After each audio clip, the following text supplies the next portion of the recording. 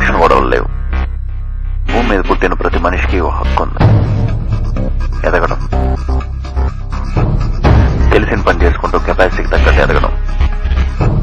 కానీ ఆ హక్కుని కబ్జా చేస్తూ ఎదగడమే నీలాంటి లోఫర్ల హక్కు అనుకుంటారు.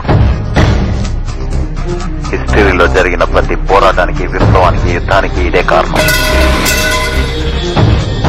అవును, నేను అనాథనే, కానీ అనామకుణ్ణి కాదు.